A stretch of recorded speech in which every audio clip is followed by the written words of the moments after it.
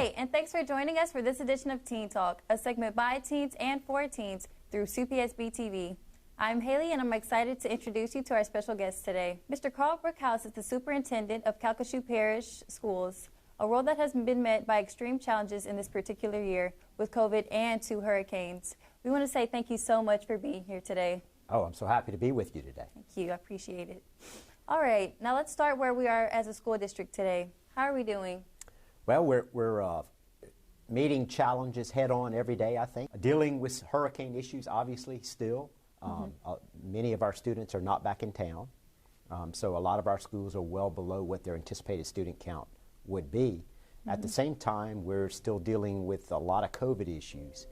We still have about 5,000 students of our 32,000 who are online full-time or supposed to be online full-time, you know, with the challenges of getting people to log on and do what they need to do in that online format. So, and then we have some students who are still in Houston and New Orleans and all over who aren't able to come home yet because their houses aren't livable, right? And they're trying to figure out what they're going to do and when they can come back. So all of those things, as well as repairing our buildings and dealing with those issues are creating challenges, but we have a great team here in Calcasieu Parish and stepping up to those challenges and making them work for us. I think y'all are doing really good handling all of this craziness.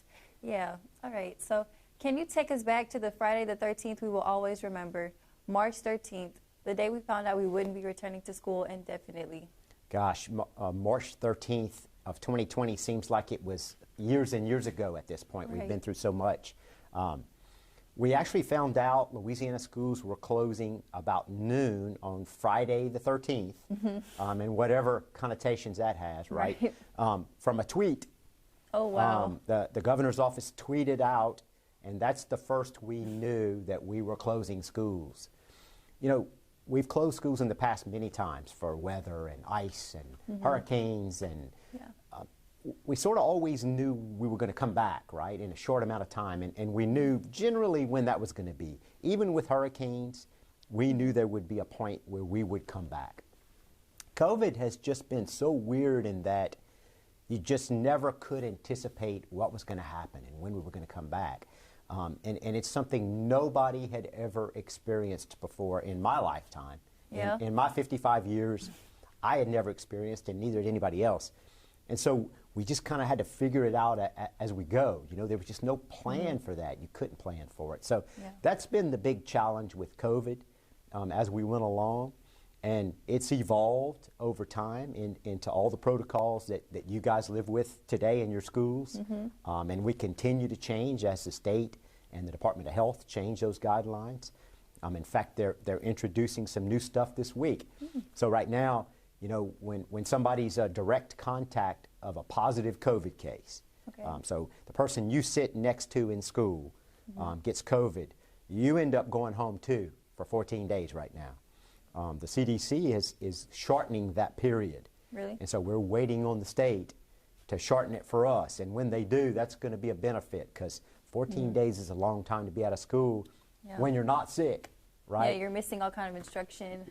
Yeah, you just happen to be sitting by somebody, so you go home for 14 days. People are having a very hard time understanding that. So that's just one of the challenges we're facing. Yeah, I see how that can be very difficult to deal with. How does it feel making such massive decisions that affect so many students and families? Gosh, it is a burden. I will tell you that. Being superintendent of schools is a 24-hour-a-day job, and I know a lot of people work a lot. I would tell you that I'm never off the clock. There's 10 p.m. calls, there's 5 a.m. calls, and my work ethic leads me to take them all. I never don't take them.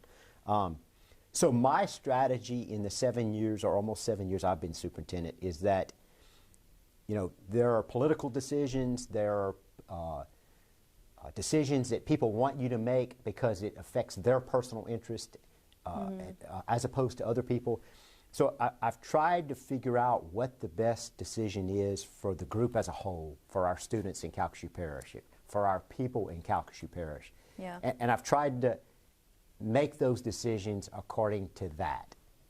And when you do that, you may have 50% of the people who disagree with you all the time, right? And 50% who are okay with it. But as long as you're making those decisions based on the standards you've established for yourself, then you have to feel okay about it, and you have to move on, and you have to get through it. And is there anything you wish could have been handled differently with school-related closures from COVID? Well, I mentioned when I described the closure, there was no playbook for COVID, right? I guess in hindsight, we would have been better equipped with our technology in Calcasieu Parish. Yeah. You know, over the years, most of our technology has been from the teacher to the student. It hasn't been at home. Well, now this shifted instantly to needing to provide technology for students at home, which is devices and hotspots maybe where internet's not available, right? We probably would have gone back had we known COVID was coming a year before, and we would have done those things and prepared more for that type of scenario. That hindsight is great, right? And we know we need to move forward and do those things, and so we're doing that now, looking at how we can for the future. Because what we know is, so while virtual instruction kind of started with COVID or really was enhanced with COVID and became an everyday event, it's not going away now. So people have gotten used to it. People work from home, they learn from home, and so we need to ramp up what we do to make that good going forward for everybody who's going to be involved in online virtual instruction. Yeah, and even though it's like not the most perfect system, I think that was really impressive how y'all got that out for the students so quickly like that. We did the best we could. Like I said, was it perfect? Absolutely not. Very little is perfect with all of this, but we tried to do the best we could with what we had. Yeah, definitely. And as students now attending school again 5 days a week, we're used to temperature checks, distancing, and sanitizing. What else is being done to keep campuses COVID-free? Well, one of the things you'll notice with you guys all being high school students, that are involved, is that we went to an 8-period day. That 8-period day, as opposed to a normal 7-period day, allowed high schools to have a flex period. And so in that flex period, it allowed our class sizes to be smaller in the regular classes, right? So some students are in the library this period or in the gym this period, and that's to make the regular classes smaller in an effort to social distance. Now we know if you put 20 or 25 people in a class, it's almost impossible to socially distance. But what the state says is we need to make the attempt. We need to do whatever we can to the maximum extent possible. And so that's why that 8-period day came about. We ran into a lot of situations where we got started in this planning process and the state came in, the fire marshal came in and said, okay, you have to have these barriers. And originally we had to divide every 25 people. So if a bunch of people were in the gym, right, we can only have 25 on one side and 25 on the other side. And we had to have a barrier there, and it had to be at least 8 feet tall. Oh, wow. So you see a lot of the campuses that have this fist queen with standards that divides people, groups from groups. So we had that all set up, and then the fire marshal came in and said, hey, by the way, that vis queen has to be fire retardant. Oh, no. Well, fire retardant vis queen is not a normal thing. We actually found some in California and had it shipped in. Oh, really? And before we opened school back up, we were able to make sure that vis queen was what was required. So it's just hundreds of things like that that nobody would think of. The little things just come back so to get you. many logistical things, right? We ordered literally 4,500 thermometers. Wow. And you see those all around every day when everybody goes to school. Just having water, we closed down all the water fountains, right? Because of COVID. So we had to offer water. We've ordered bottle fillers. Well, everybody in the United States wanted those. So they were back ordered, right? So, that created another challenge. And just thing after thing after thing like that's been logistically tough since March 13th. But like you said earlier, I feel like we've done pretty good with what we could. Oh, yeah, definitely. I agree with that. All right, and there's a lot of talk about a COVID vaccine coming in the next few weeks. Is this something students will be required to have for the next coming school year? So I was exercising early this morning, and I saw they're anticipating within 2 weeks some of the states will start getting the vaccine. It will first go to healthcare workers, I think then to nursing homes. They're anticipating that we, as the general public, right, may start seeing it in May, April or May. Well, that's at the end of the school year. Yeah. So what that means is that for this school year, what we have today is what we're going to have, right? I mean, that's what we're going to deal with, and we'll embrace that and do what we need to do. I think eventually the vaccine certainly will make a difference, maybe help us all to get back to some normal life. The state has not determined yet or not issued guidance to us on whether it will be mandatory for students. You know, there are a lot of vaccines that now we check every few years whether students have had them. Yeah. You know, early childhood and then at various stages in your teenage life, certain vaccines are required. We're not sure where that's going to be on the COVID spectrum.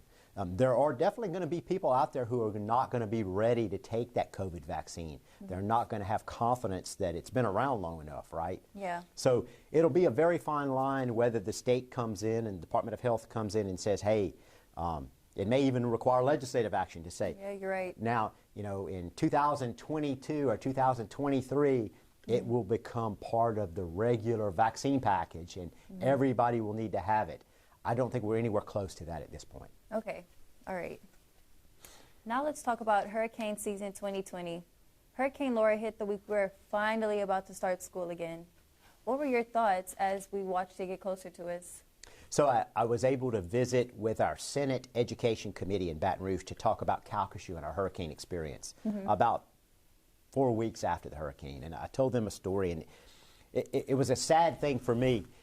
The day after the hurricane hit, I came back on that morning after the hurricane hit. I was back in Lake Charles by about 7:30 and started getting around.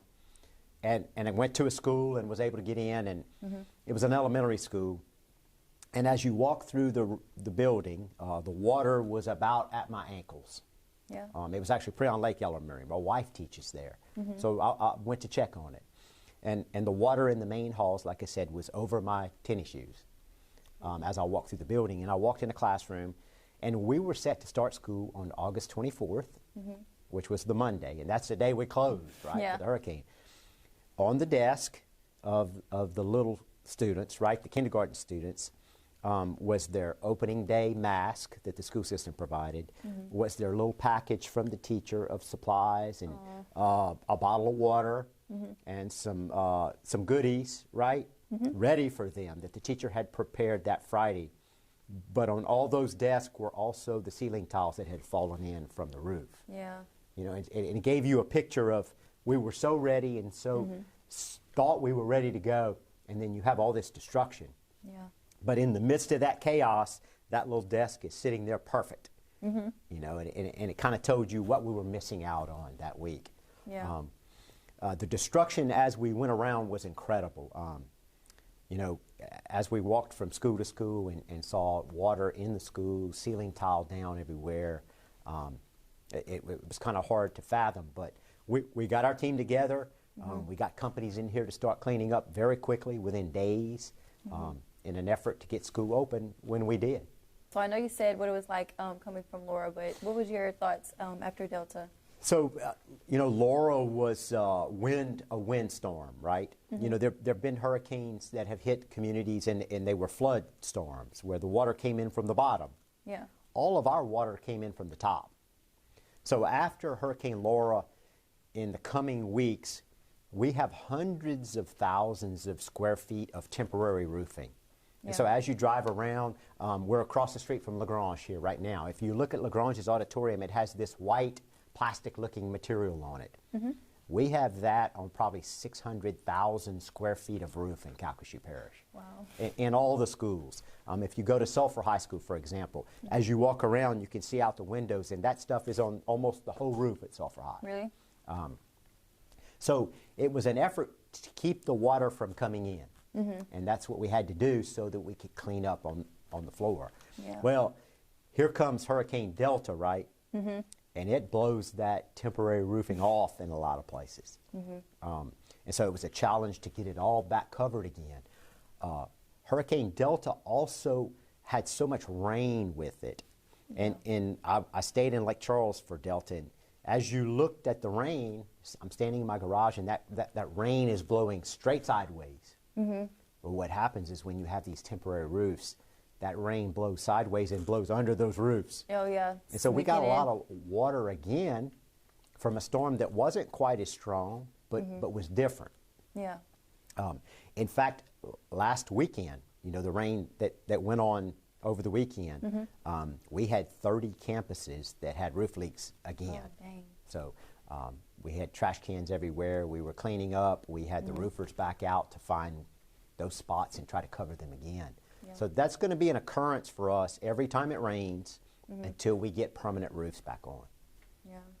Just face more challenges as this year goes on. I just Every keeps day, going. every day. Okay. And we know so much recovery is already taking place, but there's still a long way to go for some schools. How long do you think it will be before restoration is complete? So let me talk about the process for recovery and for permanent construction. Within about 15 days, we hired a company to be our FEMA consultant. Okay. So the way hurricanes work, Calcasieu Parish School Board buys insurance, just like people buy insurance on their houses. And so we were able to buy $40 million worth of insurance on our schools. Okay. That's what we were required to have. The insurance company came in, and in about 20 days, they determined they were going to owe us the $40 million. Really? So you know how people are fighting at their houses with their insurance companies right now, right? Debating whether this was damaged or that was damaged. Going back and forth. Our insurance company really didn't debate us. They Okay, said, that's good. we're looking at you, and your stuff's so bad, right? We know we owe you $40 million. And so they've been paying us. The rest of that is going to be dependent on FEMA, which is Okay. a federal government agency who helps local government subdivisions, right, get whole after these storms. Yeah. Well, FEMA is very rigid. FEMA says everything has to be bid out. Oh, okay. You can't just go fix it and send them a bill, right? They're Yeah, can't go that route. can't do it. So FEMA wants us to bid everything out. So we've hired architects for every school, 14 different architects. Each architect has about 5 or 6 campuses. They're going through every campus, and they're mapping out all the things that need to be repaired, and then they will put out bids to repair them.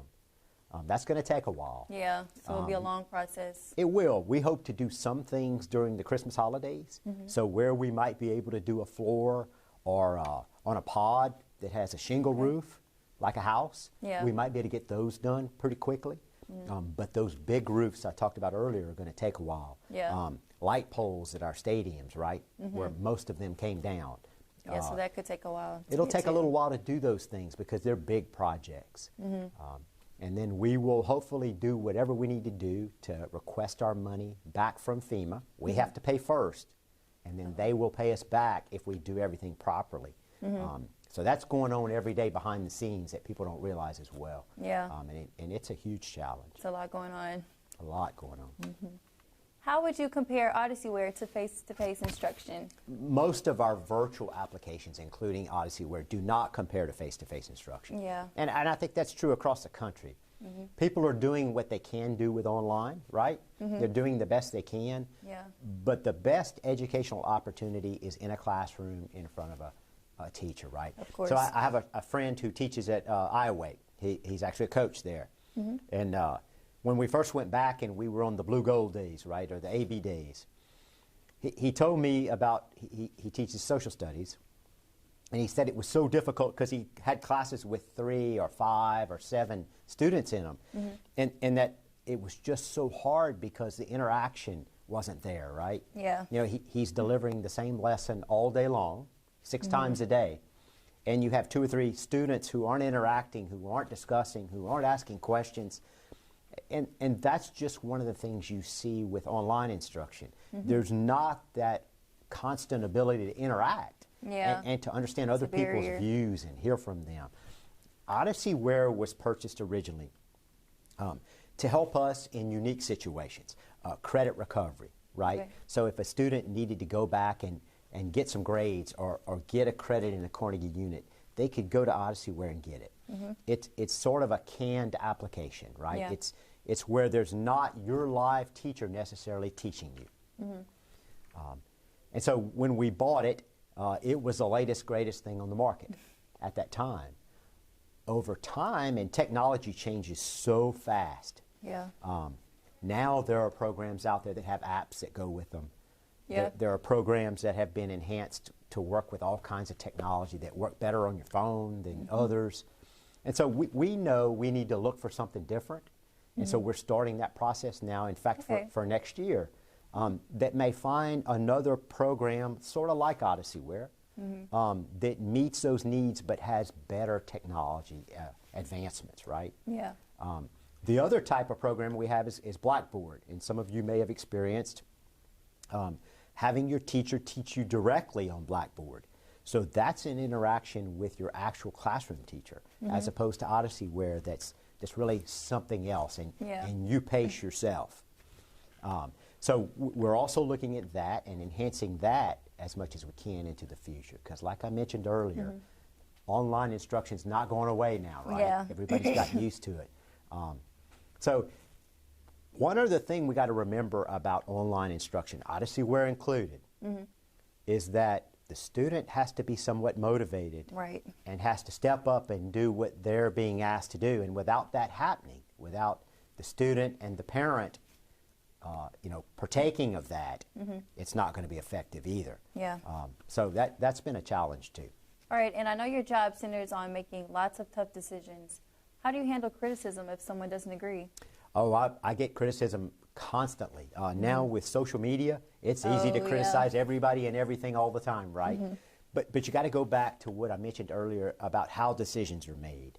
And when you analyze a decision, if you truly believe you're doing the right thing for the majority of the people, and then you allow people to have their opinions, right? They're not going to always agree. They're not, but that's okay, because people aren't required to understand why I made every decision. Right. They don't have all the information, right? I try to gather all the information and make the best decision possible. So when people disagree and have criticism, it just comes with the territory. I try very hard to stay calm, to let people speak their mind. I had a parent in yesterday, for example, who felt very strongly that masks being worn were not healthy. Oh. In fact, she brought me articles that showed that. And she and I had the discussion, and I shared with her that just the day before, I had somebody in complaining because people weren't wearing their mask. Yeah. You know, it's 50-50, and COVID's really proven to be that, right? I mean, for every argument over here with COVID, somebody has a different argument over here. For every article you can read me that says masks are necessary, somebody's going to read me an article that says they're not and they're unhealthy. And that's been COVID since March 13th for me, right? Yeah. But that comes with the territory, and if you're going to have this job and you're going to step up and do it, you're going to get criticized, and you have to learn to deal with that. And one of the biggest questions among our peers is actually on the uniform policy. Is there any possibility of continued free dress after the holidays? So originally the uniform policy started to sort of make it to where students weren't identified who wore a certain kind of clothes, right? I mean, we always had that. This student might not have name brand shoes or might not have, and so they were picked on at every age. And uniforms sort of helped to eliminate that for a long time. Definitely. Then we started having safety issues in schools. And uniforms became an issue to help identify somebody who might not be supposed to be on campus, right? Right. If somebody walked in without a uniform. Then you know something's up. That's right, you would know they were from the outside. And so that was helpful with that. With the hurricane, we just felt like without stores being open to buy uniforms right at the beginning of school, and without all those things going on, and people losing their clothes and their houses, that we would just make uniforms not a requirement for right now. We're going to carry that through midterm for sure. Okay. In most schools. I think some schools have already moved back toward uniforms because the schools wanted to, but as a district, we're letting the principals work through that with their school. Okay. But as a district, I think we're going to for sure carry that out to midterm. We're going to see, what's open in Calcasieu Parish. Where can people go buy uniforms?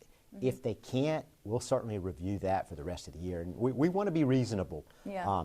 But I think there will be a time when we return to school uniforms because of those first two things I mentioned, Right. which was the original reason we went with them.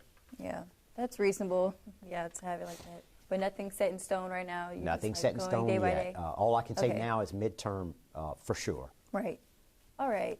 And what advice would you give to teens today about staying strong through the school year that's been so full of challenges? So it's some of the advice I try to give myself, right, is that this moment will pass. And there's going to be something coming up that you're going to need to put all your attention into. Yeah. If you dwell on any one moment too long, right, then you get bogged down. Yeah. And so it's easy if you stand there looking at what was destroyed and what's going wrong, it's easy to get bogged down. It's easy to get down about it. But look forward as much as possible, not back. Yeah. You know, and that's the best advice, I think, is not to get caught up in that moment for too long, because something great may come your way. You're right. Right after that, right? And if you miss it because you're just in a rut, that's unfortunate. Yeah. So just keep looking forward. Don't Keep worry looking about forward. everything behind you. Keep knowing that things have the potential to get better at any time. You're absolutely right. Okay, now we have one of our favorite Teen Talk features, a pop-up Q&A to ask some lighthearted type questions. Okay, how do you unwind at the end of the day? Exercise. Every day, usually twice a day. Oh, wow. I exercise a lot. Nice, nice. And what are some of your other hobbies? So golf. I love to play golf, not when it's cold. Of course, yeah. And like I said, most of my hobbies revolve around working on my house and working on my son and daughter's houses, and then all kinds of weightlifting, exercise, treadmill, Yeah. elliptical, all those things. Okay, all right. And what do you play on your radio in the car? So I'm too tight to buy satellite radio.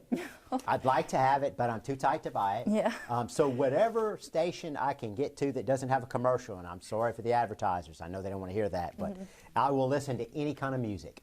Yeah. Rock, rap, country. All of it? Mostly top 40 probably. Yeah. Yeah. All right, all right. And were you a good student in high school? I made 1B in high school, and it was in free Nice. enterprise, which was a half-year course.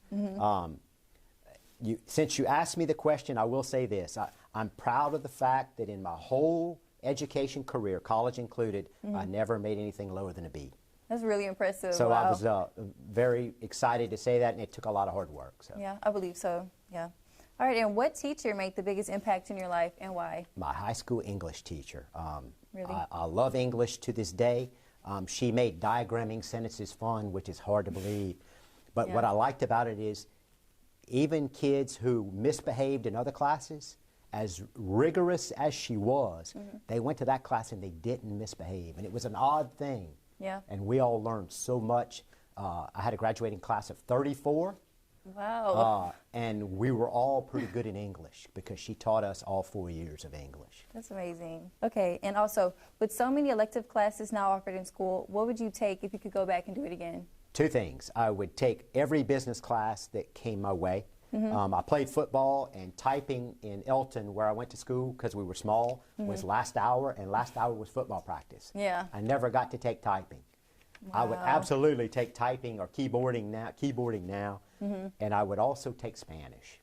Oh, yeah. Because now, everywhere you go in Southwest Louisiana and Texas, if being able to speak Spanish would be great. I think so. Yeah, I Yeah. agree. Did you have a favorite cafeteria meal in school? I did. My favorite meal at Elton was beef stew. Oh, really? And rice and gravy. The only problem is every time they had that, they would have like mustard greens. And we were all convinced that was just because they had cut the grass the day before. Oh, no. But that's Yeah. not true. It was probably really mustard greens. Yeah, that's funny. All right, and what do you think is something people would be surprised to learn about you? Our principals know it because I've talked about it, but I've eaten the same thing for lunch every day of work since 2001. Every day? Every day. Oh, my It's gosh. a turkey sandwich with mustard on wheat bread and some pretzels. Okay. Every day for the last 19 years. You never get tired of it? Never You get always tired of ready it. for Because it? usually I go work out, and by the time I get back, I'm so hungry it doesn't matter what I eat. I see what you're saying. It's been an honor getting to talk to you today. I really appreciate you coming in for us. Oh, well, thanks for having me. I enjoy it. I'll come back anytime you guys would like to have me, and we can discuss any topics that are of interest to you or the community or anything y'all like to talk about. All right, sounds good. Thanks for watching this edition of Teen Talk. We'll see you next time.